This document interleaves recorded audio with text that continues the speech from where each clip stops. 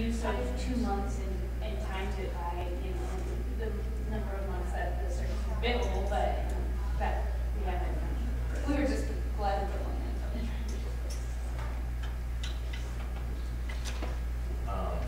Okay, since I've been at Lincoln, I remember hearing about this since my fall semester of my freshman year. 475 ride has been a big deal. And obviously it's been a problem in the past and coming up to this point. This is really the first substantive effort that any administration has taken to try and fix the problem. What I want to know is, bottom line, ideals aside for the future, you know, we really want this to work. Your honest opinion for the future. If we approve $70,000 to keep this program going, is that $70,000 a crutch to keep a broken program going for another year, or is it a solution that this is going to get under control, it will be a better program, and we can get it back to what it's meant to be used for? It's a necessary solution in my mind, as long as we continue to do what we're doing and we continue to expect students to do what they're doing. As long as the next administration commits some person to, that's like a representative of ASUN, we still have the data entry person, and we still have a secretary. Those three people, along with the CAD company, can run the program efficiently. Students need to hold them accountable.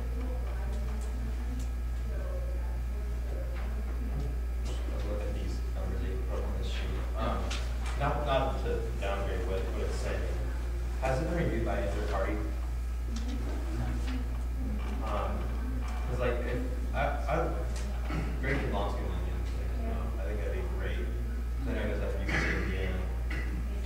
I'm really curious just because here's the ID numbers of the people using the service. It's not taking into account the number of people who are getting a ride because only one person has to call for the cab, and they're only getting one ID from anyone in the cab. Why are we not getting IDs from everyone in that cab?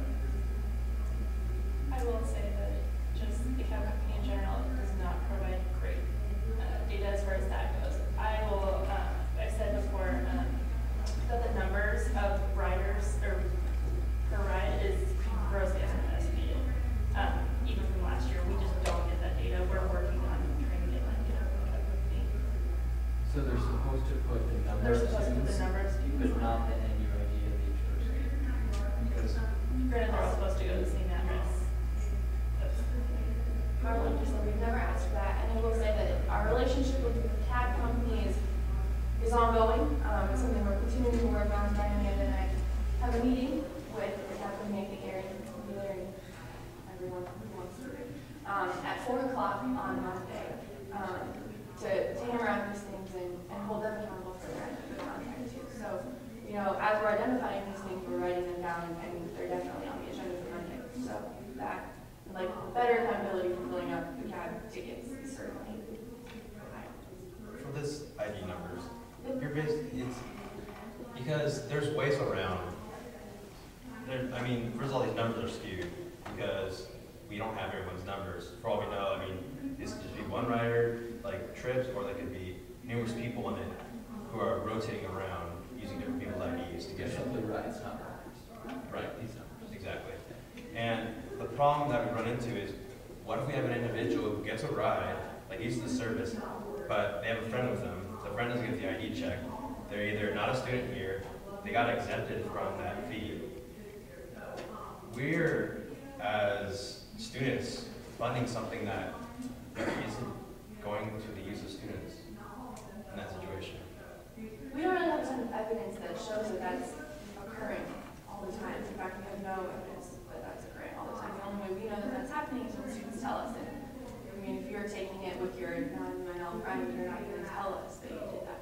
Well, and even so, like, that UNL student still is getting that CAD ride, right? Same amount, like, and that person is along for them, like, consider them a half a person, if you will. Like, they just get to tag along. That CAD ride still costs $15.15 for that UNL student. So. I mean, just to argue against that, really, like, the fact is that if they have one more person with them or 3 more people with them, that should be 1 or 3 more reasons why they can find another way home. they're not part of UNL. Like, I mean, I would think they'd plan in advance to come down here. I don't know if they have the decency to think somewhere around that.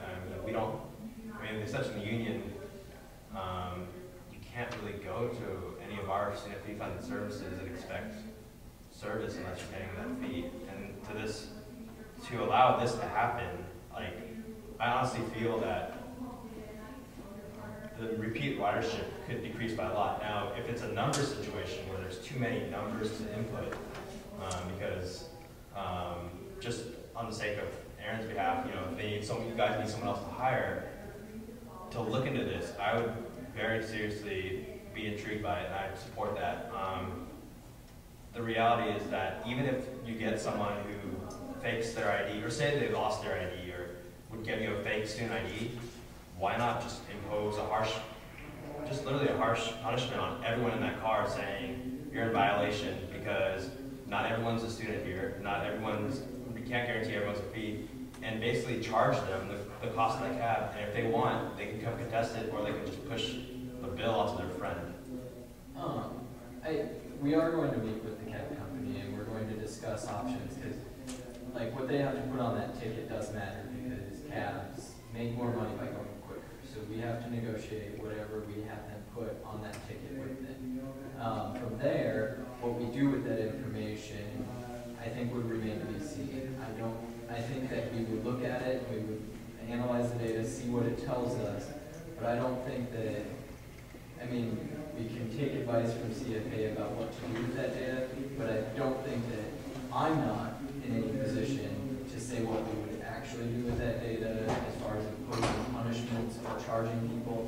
That's not something we do with even the person who solely used it 18 times in a month, that's not something we did with him, and I'm not sure if I'm prepared to support that, because we're not in the business of antagonizing students, we're in the business of educating students, keeping them safe and representing.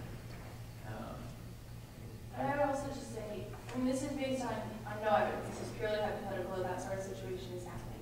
So I mean, rather than blow it into this, you know, this is why the service is costing so much, because all these people who aren't paying are writing it. I mean, we don't have any evidence of that. And, you know, if there are more students in the car, I would imagine that a lot of them are UNL students. And so, you know, that increases the number of unique users who we're serving. So, you know, your question is for serving more students. It's not that. That's not the point of the question. Actually, like, in reality, it's tracking how many unique users we have. Is what it comes down to. Because if Bob, Mary, Jane, and But if Phil, Bob, Mary, Jane, and Phil, is that what you said? If they all need a ride home and they aren't able to get in that same cab together, we're paying 4 times 15.50. We're not paying 1. and I'm aware of that. However, if we're having all these individuals get in the same cab, and one of them isn't, like, they're only asking for the ID of 1, okay? So we're having 1 unique user, okay? Yeah. But in case we're getting the IDs of all of them, it's 4 unique. We have 4 unique users. And the thing is that, let's say they take the cab the next night, and only Mary uses her ID. Well, Bob's getting a ride again, Jane's getting a ride again, and Phil's getting a ride again, but we don't know that. And that's what we would look at if we entered the data. So this is something that we can talk about with the cab company, and if they're willing to, if it's feasible, if it's realistic, then we can look into that. I really don't think it's going to pan out, but if that's what it takes to please the committee, then I think that's what we would do. But I promise you, everything that we see tells us that it's the people who are planning to use this service that are making it unstable in the past, or that made it unstable in the past. And everything that we've seen at the end of November, or in December, and hopefully what we'll see in January is that that's changing. It's not happening.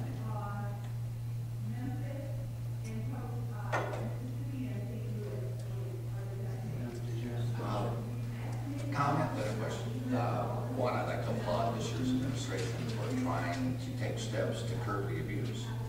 That hasn't been done before, at least to this extent. And I think the comments and questions and the exchange of information is very productive, because it allows you to hear some of the concerns that your peers have